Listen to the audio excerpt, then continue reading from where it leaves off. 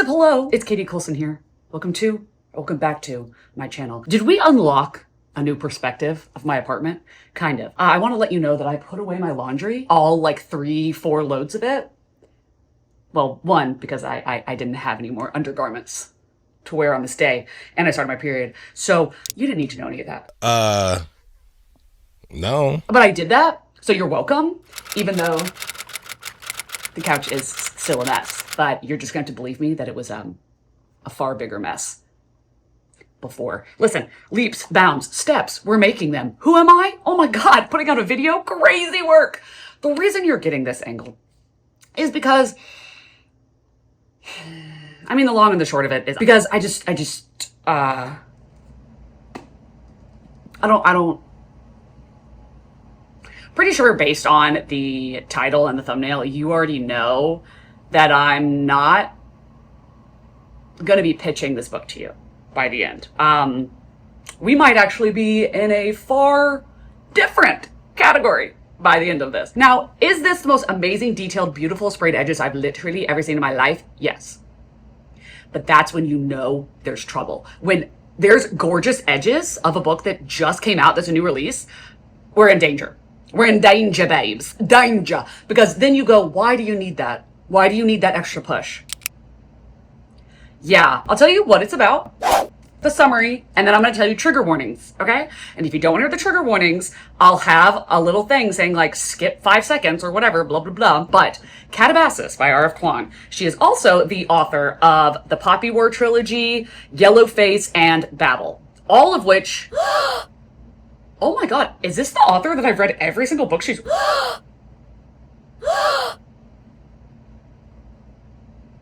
This is the only author, other than Gillian Flynn, that I've read every single book that they've come out with when they've come out with more than like 3. Wow. That's crazy. Okay, people were saying this is like Babel. I don't really agree. I mean, it's academia, but that's really kind of the end of it. So I would say this is more similar to if Ninth House and the Alice 6 had a baby. Except I gave those 5 stars. Nice. Catch me back at the end to see what I rated this.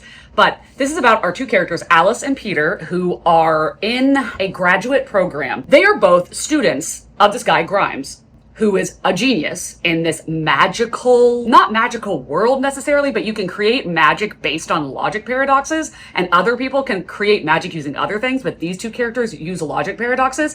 Does it make sense? Well, no. Well, no, but that's fine. And listen, if it does make sense, this brain didn't get it. Okay, they are both studying under Grimes. Grimes dies, and our characters go, you know what? We should go to hell and get him back. And obviously going to hell, there's the layers of hell, the levels that you have to get through. And then you also have to do some crazy things and sacrifice some crazy things to get out of hell and to take a soul with you. Very Orpheus and Eurydice of it all, except way, worse of what they have to go through. So yeah, that's what this is about. Trigger warnings. There's a little thing on here saying you can skip. I don't think you should. I think you should hear what this trigger warning is, because to me, it is actually dastardly that R.F. Kuang did not put an author's note of like trigger warnings. I really think this book desperately needs them, even though everybody I know that's read it says, oh my God, I blacked that out. Like now that you're saying it, I remember it and that's terrifying, or horrifying, but I chose not to remember it. Okay. Trigger warnings. The biggest one is there is a gruesome, descriptive 6 pages. I believe it's 454 to 460. Wow. The fact that I remember that, crazy. Of animal death. And I don't just mean an animal dying. Brutally, I mean. Like brutally and descriptively for 6 pages. Doesn't help the plot at all. You can skip that. Okay. Here's the problem. So that's in chapter 29. In chapter 30, it gets so much worse because in chapter 30, she mutilates the body in very disgusting ways, and then eats it. And feels really good about herself. I'm just saying, don't just skip that. Skip chapter 30, just move on. And if that triggers you, I don't know if you'd want to read this. Okay. Triggers aside, we're going to jump into it because I'm going to tell you right now. One, you're going to be like, Katie, I feel like you're wearing the same outfit in every day of this vlog. I'm not. It's just that I have a style of like tank top from Target that I own in 5 different colors. And I just, without even thinking or planning, happen to be wearing all 5 of them in this video. Cool. The other thing is I lost the first clip that I had for this vlog. And then the second clip I had, I spend 5 minutes going on and on and on about my new hyperfixation, Spirit City Lo-Fi. It's just fun, okay? And like, I'm not telling you to get it. I'm not sponsored by them. And you'll get it. You'll be obsessed with it for 3 days and then you'll completely forget and never use it again. That's fine. I'm not telling you to buy it. I'm telling you I did. And I spent 5 minutes talking about it and I had to cut that out because I was spoiling the spirit companions that you get. So this clip that you're about to see, that I'm about to cut to, is definitely a cut to. It's the middle of me talking when I decide to start talking about the book. So jump scare in 3, 2, 1.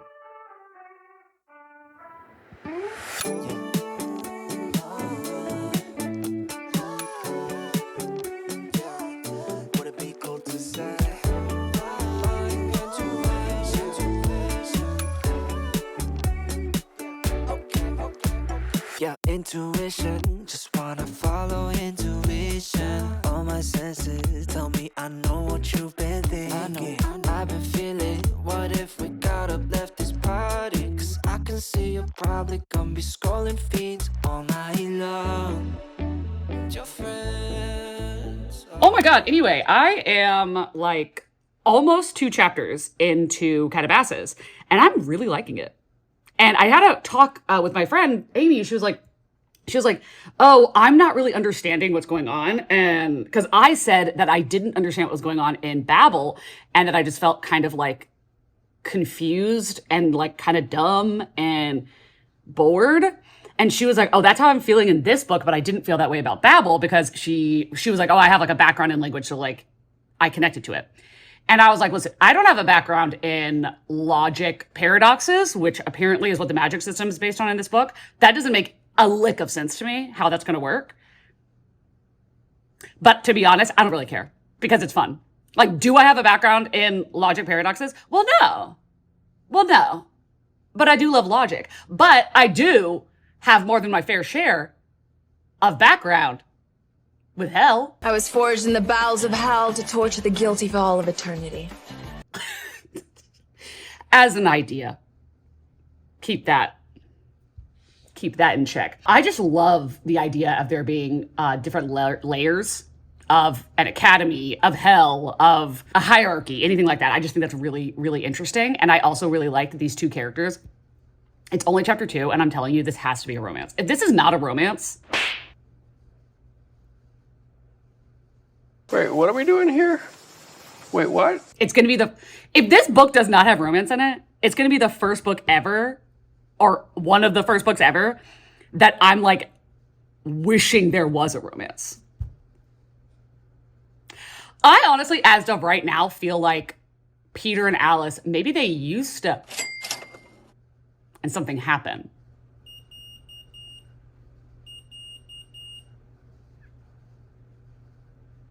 It just always wants to make a little appearance. Just every freaking time. It wants to say, hi, did you know I was here? Oh my God, did you forget? She has diabetes. It's like, I remember it every second of every day, but it surely doesn't think that I do, and it needs to keep reminding me all the time. Just for the shits and gigs. Anyway, I need to wash laundry. I doubt I'll put it away today, but I need to wash laundry. So I'll listen to the book while I do that. I'm sick of lying here all alone and nearly sleepless at night. I'm honest, it's boring. 1,000,000 demons surrounding me, picking a fight. It's toxic. You were the best I ever had, but every second you were screwing me over, and now I'm done with it. I guess that there was no surprise. Deleting you out of my mind. Isn't it iconic? Standing on the front line, steady going forward without knowing that our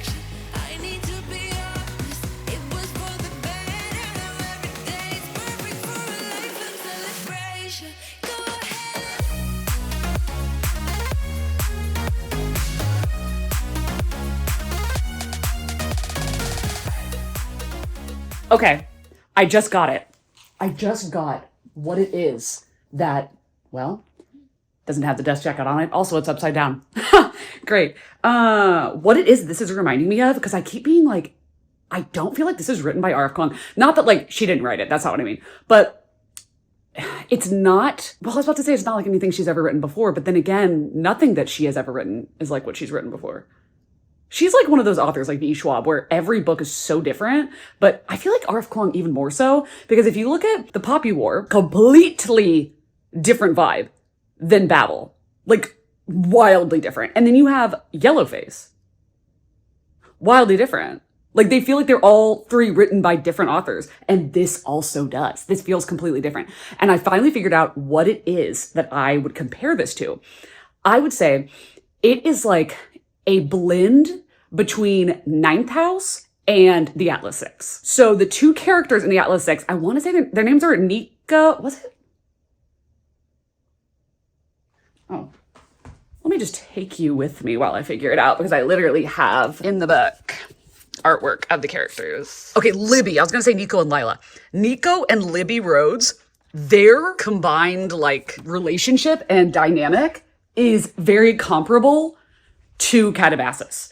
And the way they know each other, the rivalry, the academic rivalry and everything is very similar. And it's also a very similar dynamic of he doesn't really seem to like completely understand why she acts the way that she does around him. And there's way more of a perceived combativeness on her end than there is on his.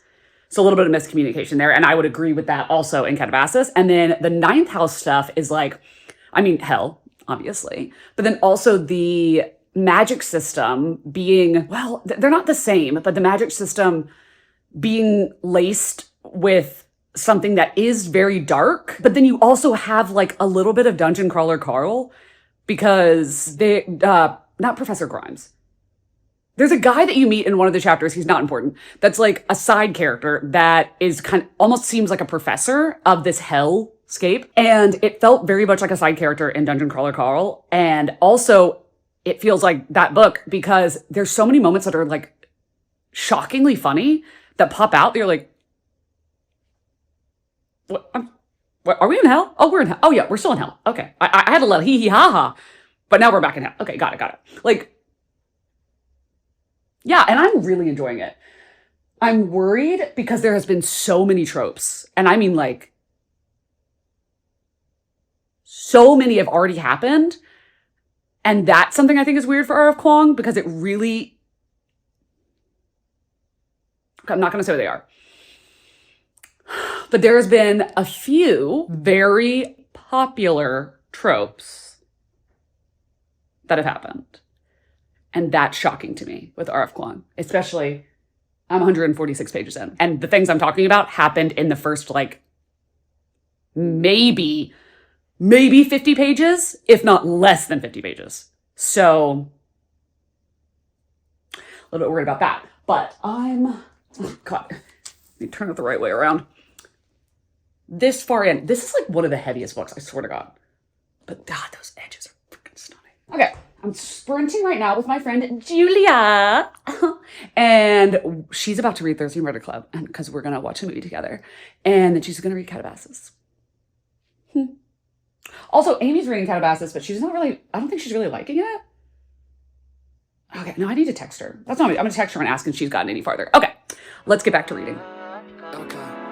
Let me say this one time, that one time. You make me feel alright. So nice. I know you wanna do more. Say less. You can stay the night. You don't gotta go. We could take this slowly. No need to be lonely. Let me take you on this ride. No need to be shy, girl. Yeah, we in the edge, an option. But wouldn't it be sad if we left this? We got chemistry, the way you look I see. It's in the air, that would be okay. We in the air, it's an option. But wouldn't it be sad if we left this? We got chemistry, the way you look I see. It's in the air, that would be okay. It's in the air. It's in the air.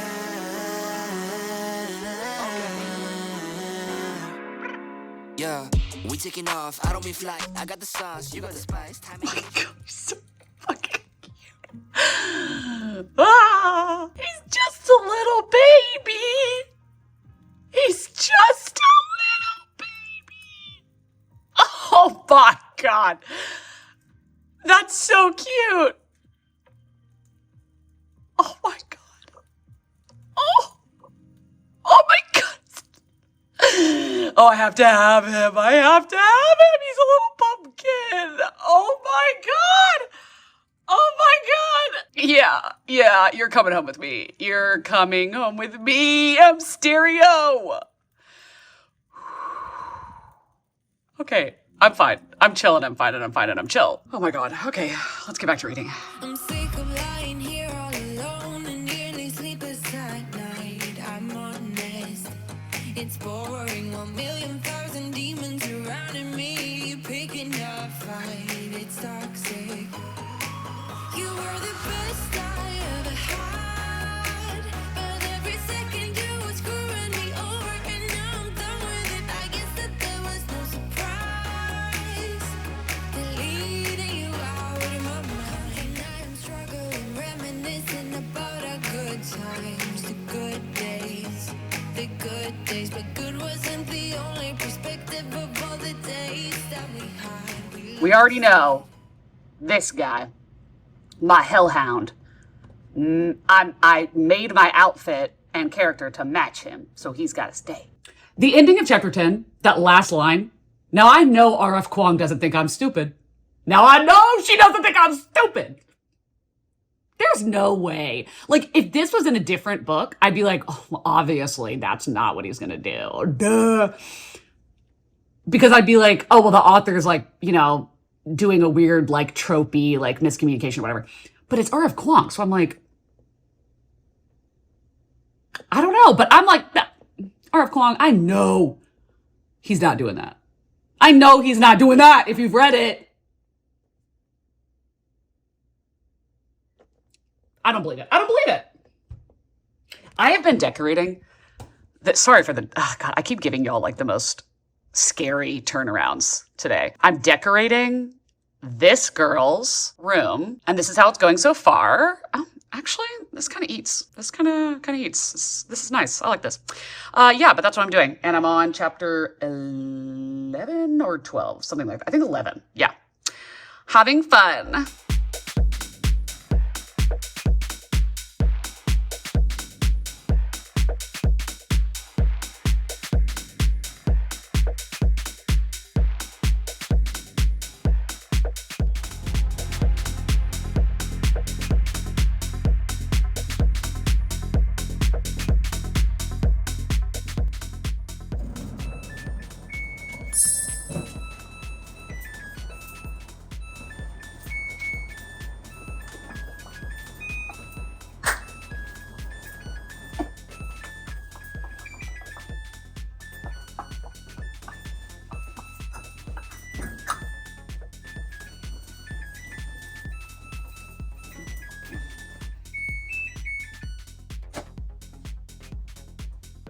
I have to do it every time.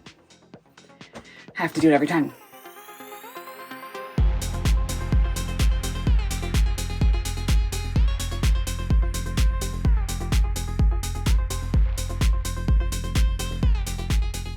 Okay, I have to have a mild spoiler. Okay, we're gonna have this, what I'm about to say. Okay, I'm giving you time. You can mute me. It says spoiler, okay? So hopefully you've already hit mute. It's not a big spoiler, but it's still a spoiler. In chapter 16 and 17, I'm like, Alice, my good sis, did you just say that in your head? But like, even if it's just in your head, I'm still hearing it. That's crazy. Because Elsbeth, who I freaking love, is like, aren't you? I can tell. Which, like, mic drop. But everybody thinks that she offed herself, Elsbeth did, which I'm not totally sure if she did or didn't. I don't feel like she did, but now I'm like kind of confused on what did happen. And maybe we're meant to be confused. But Alice in her mind is like, oh, I've always seen depression as you're depressed because you're a failure. That's what depression is that you can't succeed. So if you're suicidal, it's because you would rather die then live with mediocrity because you can't be successful. Like you're not a success. I was like, and Alice is like, well, that would never happen to me because I'm smart. I'm going to be successful. I am successful. Like that would never happen to me. What? Oh my God. And then in chapter 17, she's thinking about like this time where they all went out and got pizza and beer, and they started getting into this super heated argument about whether or not it's okay to have sex with trains.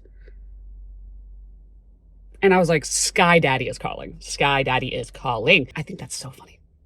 Okay, anyway, those are spoilers over. Spoilers over. I'm still enjoying it, but I have to go into work because I have 1 minute to clock in before I'm late. Oh God. Okay, bye. Okay. Finished chapter 22. I'm like a third or a fourth of the way through chapter 24. Or wait, chapter 23. Finished 22, now 23. That's how numbers in succession work. Okay. Now, the con. It's getting... The tropes are getting a bit much. Not like the obvious tropes like there was in the first like 50 to 75 pages. Now it's like the overarching tropes of like, say, this is not what's going on, but it'll give you an example. Like, you know, if like you're reading a fantasy, most likely new adult YA, and there's a girl that discovers that she has like the strongest powers in this fantasy world and previously thought she was just a mere peasant mortal. Okay. Through the whole series, she will become like the most badass female in this entire world. And then in the very end, in order to save her love interest, she has to relinquish her powers. Oh, gross. And live on as just a mortal person with him probably still having powers. You know, that kind of trope where you're just like, okay, I see where we're going. That's not what's happening here, but that kind of trope is, I'm like, I see all this coming. And I'm only at 67% or maybe 65. So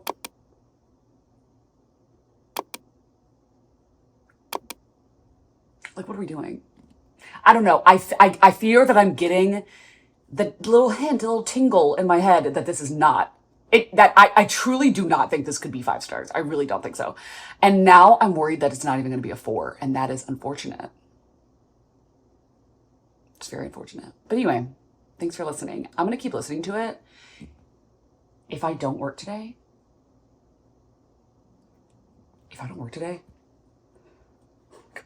okay, not only do I want to finish this book, I want to see The Conjuring Last Rites. Oh my God, y'all.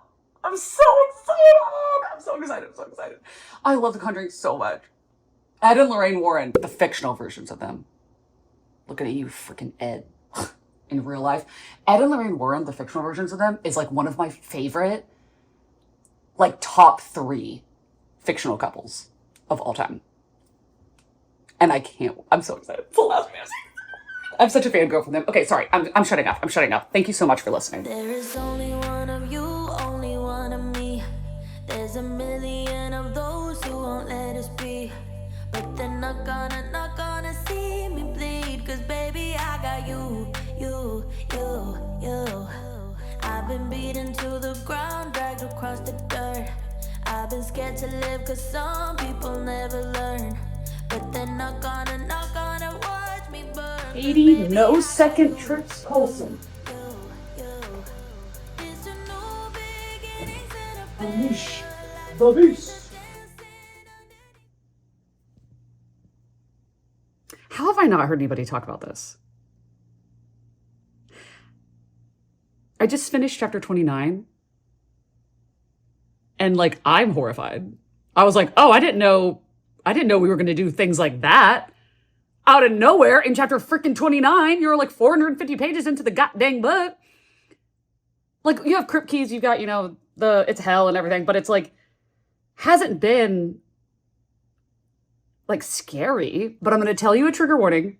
Okay. And if you find those to be spoilers, I'm going to have my hand up. Okay. And when the hand goes down, you're good.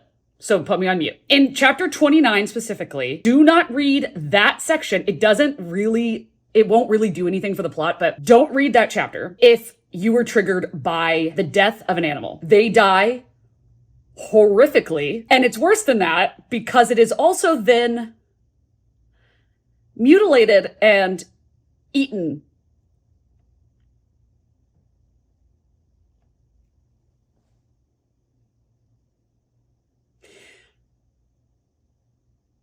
Does this book have trigger warnings? Hold on. Does it? I don't think it does. I don't think it has trigger warnings. And if it doesn't, that's really messed up.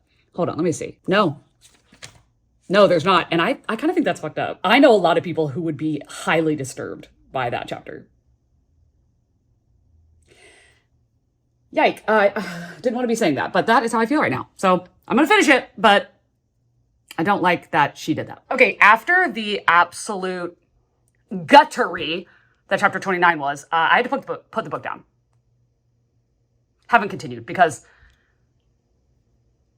she's like inexplicably wrong for that, in my opinion. But I treated myself, hopefully, I bought every flavor that they had of Alani because I've only tried one and people talk about it all the time and the cans are so freaking cute. And we're about to watch The Conjuring, which is like one of my favorite movies of all time, in preparation for the fourth one. And I asked like, what is y'all's favorite? And I feel like 3 people said this within like 5 minutes. Cherry Twist.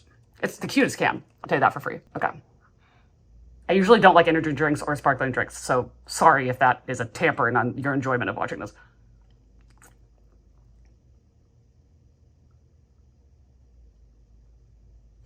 Wait.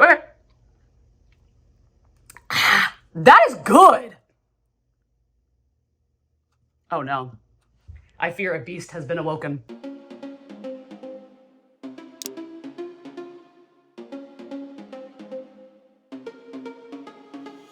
Problems.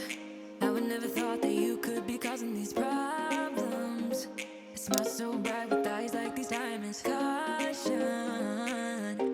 I know I should have known. Right now you're not alone. I don't wanna get in trouble. See where you stand. I don't wanna see you crumble. To recall what we meant.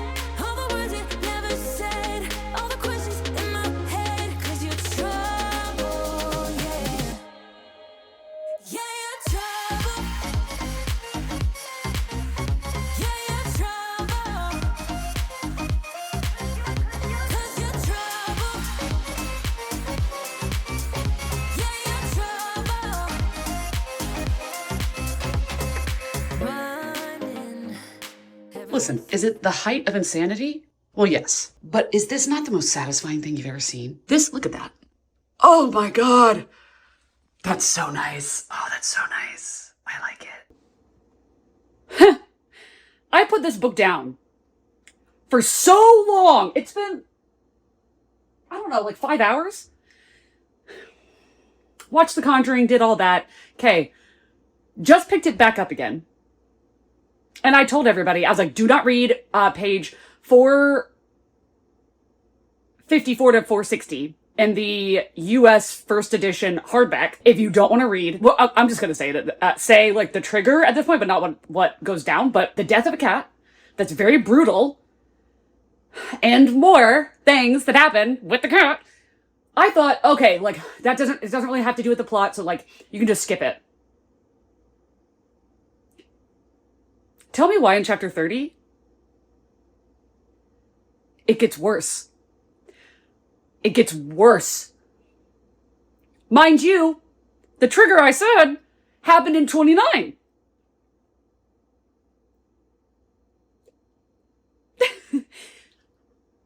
Why are we still with the cat? Why? Honestly, this character Alice, I despise her more and more with each page. I hope she dies. I'm so serious. I think she is a terrible person. Inside and out, I think she's terrible. I think the YA-ness of the feeling makes it seem like I'm supposed to like her because she's just so like, I don't even know what I'm doing. No, she's like mid to late 20s, if not late 20s. Do you think I would do that to...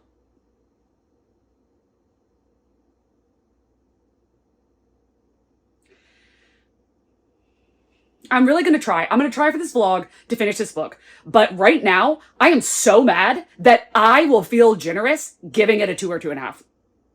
Because the fact that this doesn't have trigger warnings on it, really colors my view of R.F. Kuang. Like, really colors my view of R.F. Kuang. I cannot believe she allowed this to be printed without a trigger warning. And this is not the only trigger warning that should be in the book, but this is the most egregious, like, in-your-face, flaunting how up it is. Okay. I'm gonna go. Hopefully I finish it. If I don't, I'm gonna ask my friend Julia. She offered, she was like, I'll tell you exactly what happens, because she says it gets worse. I'm like, oh no. Okay, we'll see. See, I can't make this shit up. I'm on Patreon readings, friends. Hi! And one of my patrons, Sarah, just said the funniest about Katabasis. And I'm not even done reading it. I literally read like the first line, not the second line. And I was like, no, wait a second. This is good. This is good. And we were not talking about Katabasis. Sarah says, I need to find me a palate cleanser.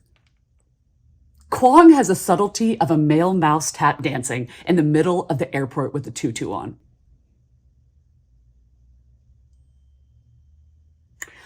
Those are some fighting words. I mean, not about Katabasis. Skip it. I did not enjoy it, like, at all. But, well, I enjoyed the beginning, but then it made the ending hurt more because I didn't like it. Anyway, I'm not trying to razz or defame R.F. Kuang, except for Katabasis, because I don't like it. I just want to tell you that because I thought it was funny. Hi. Another angle. Same outfit, because it is, in fact, just a moment later after I filmed the intro. But I thought, you know, why the hell not? Give you a little tour, if you will. Let's talk about this. When I finished it, I didn't film an update because I thought, it's too late. It's too late in the night. I don't think it ended that way. I think I'm making things up. So I waited, and then 2 days later, I went back and physically read the ending. And it was worse than I had thought that it was. So, there's that. I'm gonna be honest with you. She had me. She had me in the first, like, 75 to 100 pages. Oh, I was gagged. I was like, oh my God, what? Like, what's going on? Like, I don't know, but she throws you into it, which I love that. Like, we get immediately to hell in, like, the first 15 pages. I'm not even kidding. I think it actually is the first 15 pages.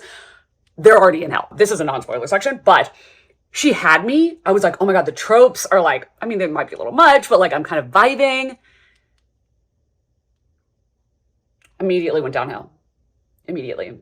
Because at first, in the Yellowface kind of way, except more hidden, I guess, is in Yellowface, you don't like the character, main character, but you start to dislike her more and more and more as the book goes on. But in this, you don't know if you're supposed to dislike the character or not. I don't think you're supposed to dislike Alice, but as the book kept going on, I found her insanely insufferable. She was insufferable, okay? And Peter, what a nice boy, okay? What a nice boy. He didn't deserve to be the other main character in this book because Alice is so freaking annoying. So without spoilers, hated the ending. Hated the ending. Like a lot. Mainly because I hate Alice. But also because it didn't make any freaking sense. This book doesn't make sense. The magic system doesn't make sense. And even if you're like, well, in like a vague way,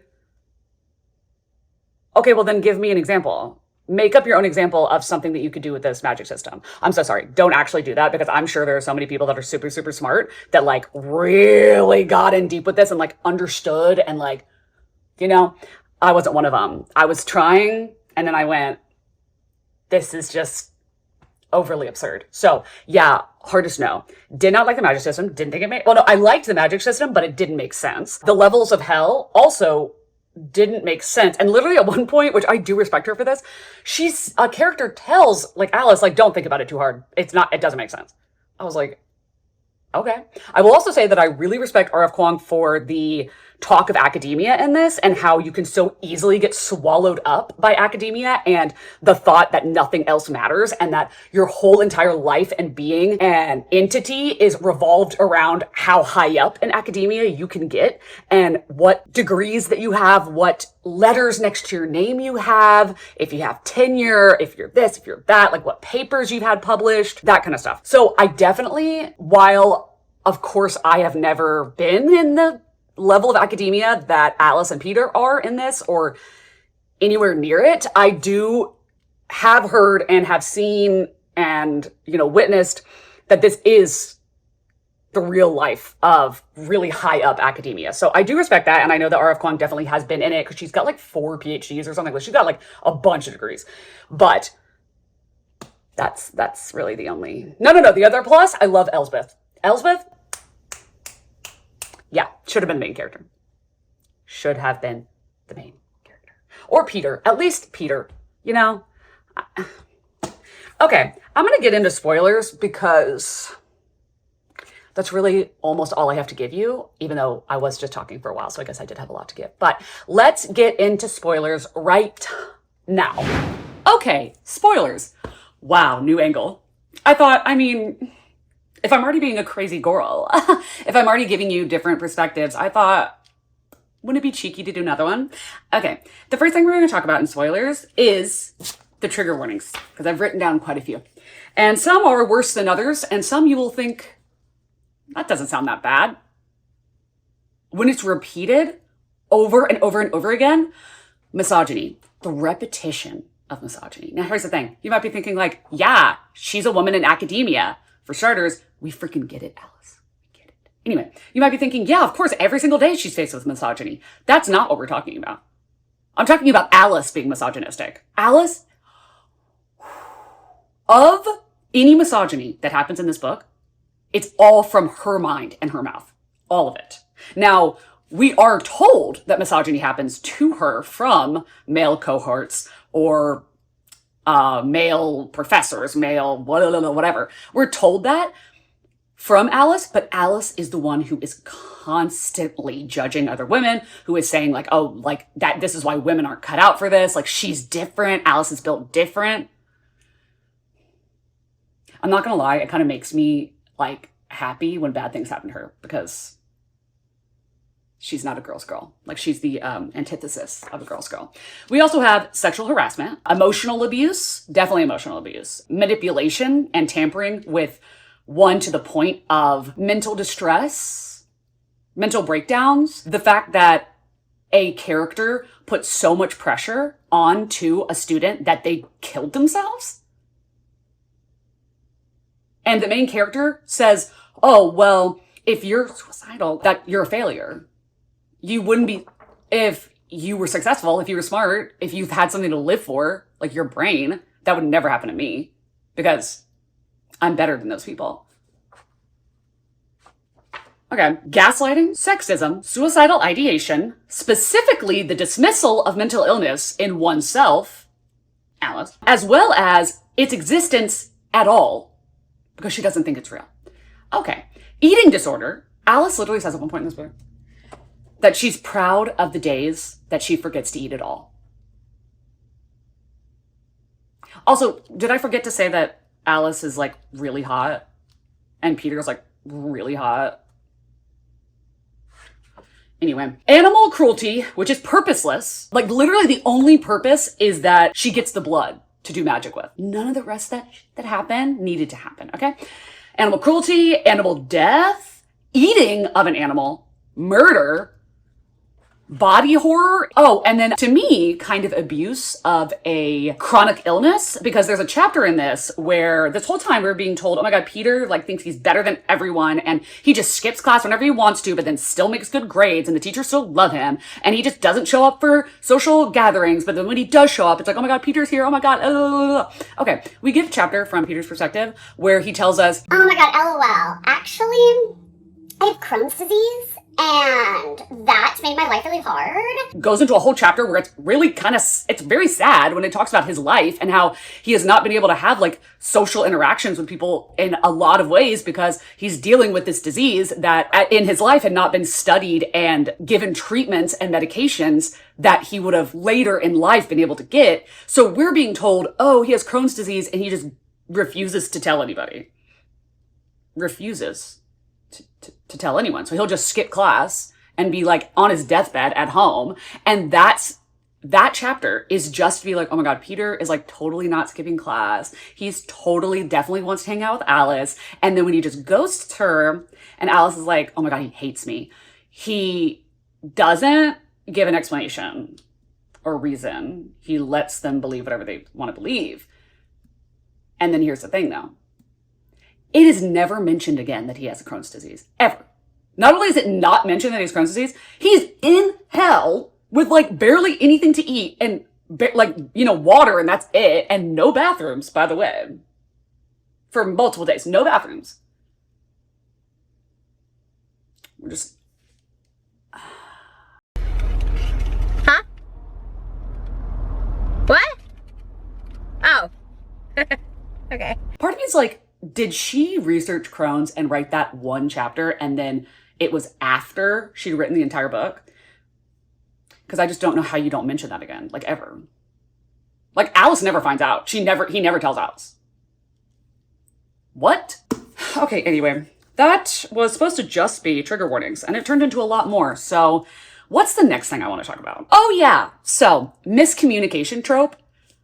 I'm telling you right now, I had to face it this way so you could see, oh, well. Damn, girl. She's on full display. My bad. My romance shelf, because I'm telling you right now, I have never in my life ever seen miscommunication as intense, as frequent, as illogical, and easily avoidable as I have in this book. There's never been a romance book where miscommunication has been done like this. Like, they don't tell each other anything. And then when things do come out, it's exactly when they need to. Also, things work out exactly when they need to. And every single time for Alice. For Peter, no, he dies. Peter gets got. And he sacrifices himself for her. He's like, I don't have anything to live for. You are the one who needs to live. And she's like, we could literally both get out of this. And he's like, it's too risky. I won't risk your life. For what, Peter? You've known her for like what? A year? Maybe? Months and months of which you're in your bed and don't see her. You go to like one freaking beer and pizza party and you're gonna sacrifice yourself for her? Nope. What? And then also the fact that he went to hell and it's like, oh, I went to hell because I also want to find Grimes. No, you did not. You went to hell because you are in love with this girl that you don't know. We have not had any interactions with y'all other than what Alice is telling us. And you're in love with her? She like hates you and thinks that you hate her and is actively trying to like beat you at every aspect. But you're in love with her.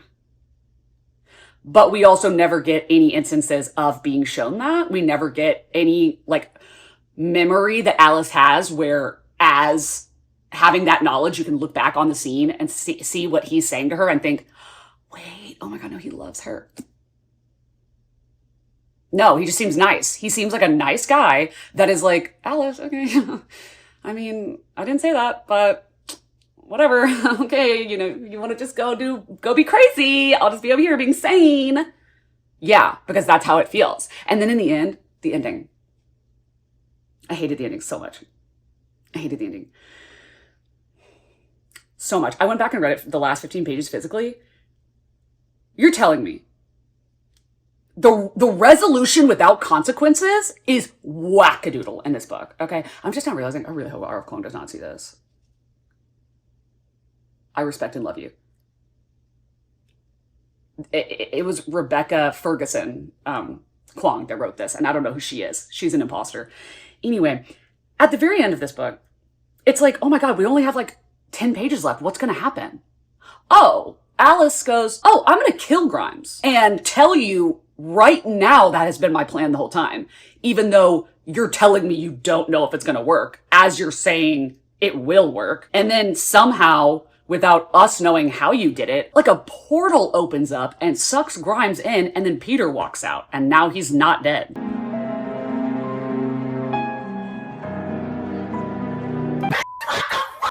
What? The fact that Grimes is only in like the last 25 pages, if that, is crazy.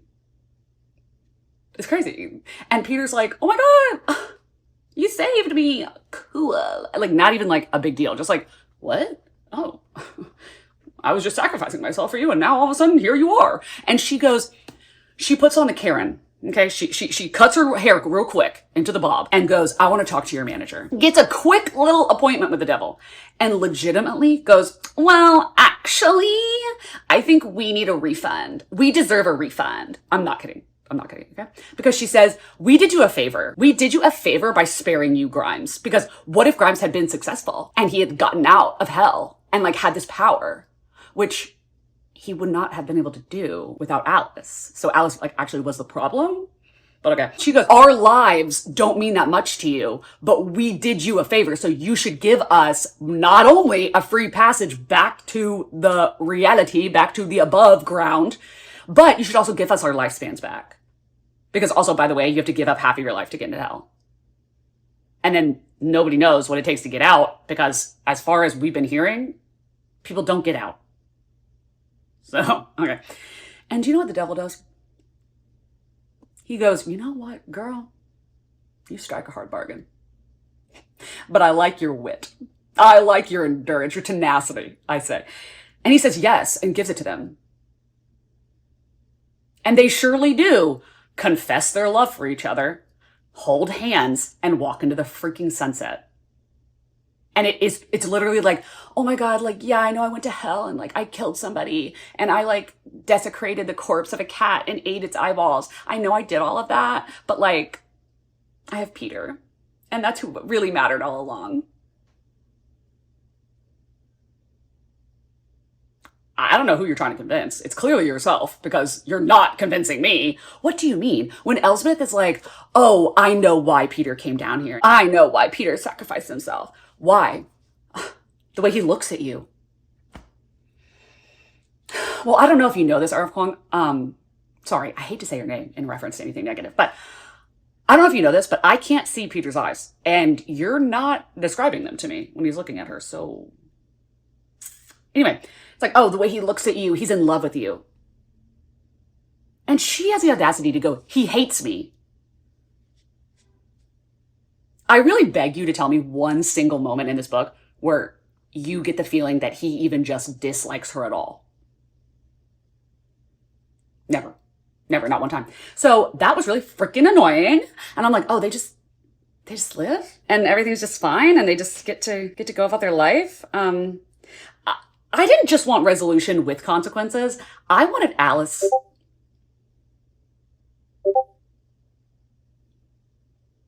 I'm finding my peace. Takes you that long to find it? It does.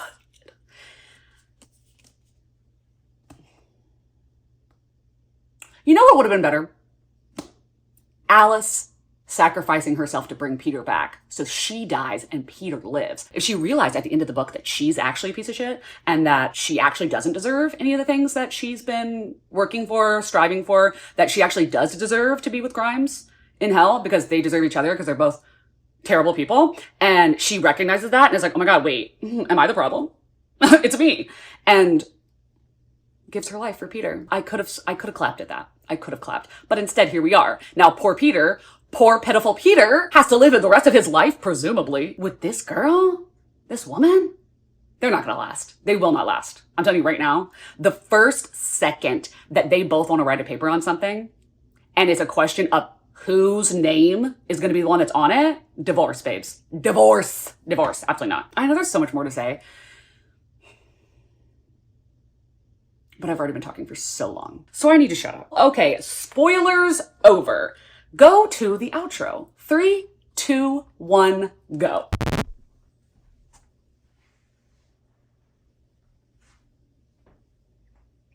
The clip you're about to see, I was filming that way, not this way. It was that way. Yeah, and listen, I could refilm it easily, probably. But rather than that, I'm going to sit in the shame. So right now, you are going to hear in just a second and see both me and it. That one's smaller because there's nothing to see, but I'm just going to sit here in the shame of it while you get to listen to my actual thoughts. Okay? Carry on. Oh, hi. I didn't check what this angle looks like before I started filming. So yeah, so other than spoilers, I really did not enjoy this book as a whole. I really enjoyed the beginning. She did have me in the first third. I was there. I was lip laughing. And then everything fell apart. And I should have known because the edges are so beautiful. Hate that. What emoji should you leave? What emoji should you, I mean, I don't know. Like, I want to use like the, you know what? Actually, no, we're doing it. Use the rolling eyes emoji because that's how I feel. That's how I feel. The rolling eyes emoji, if you've gotten this far into the video, I highly appreciate you. Now, if you want more of me, I am on Patreon 3 days a week. For like right now, I think we've been on Sprints for 8, maybe more than 8 hours. So yeah, if you want more of me, you'll be sick of me on Patreon. Sick of me. Okay. If you want to follow me on Instagram, if you want to subscribe to my channel and like this video, I would highly appreciate it. Highly appreciate it. If you're watching my channel and you're not subscribed, what does it hurt? Does it hurt you? Is it hurting you? Is it hurting children in third world countries for you to be following this channel? I just can't imagine it is. I just can't imagine it is. Anyway, I hope that you are all having an amazing day, evening, night, dusk, dawn, whatever it is you're having in whatever part of the world you are currently having it in. And I'll see you, well, if this other video that I don't want to say out loud, if that does happen, then I will be seeing you in a video very soon. Bye.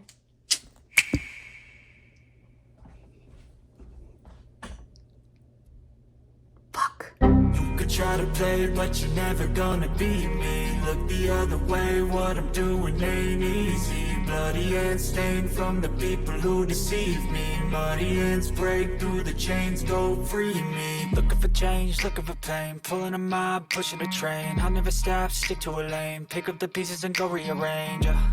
I'll be the best above all the rest, put me to the test and expect nothing less.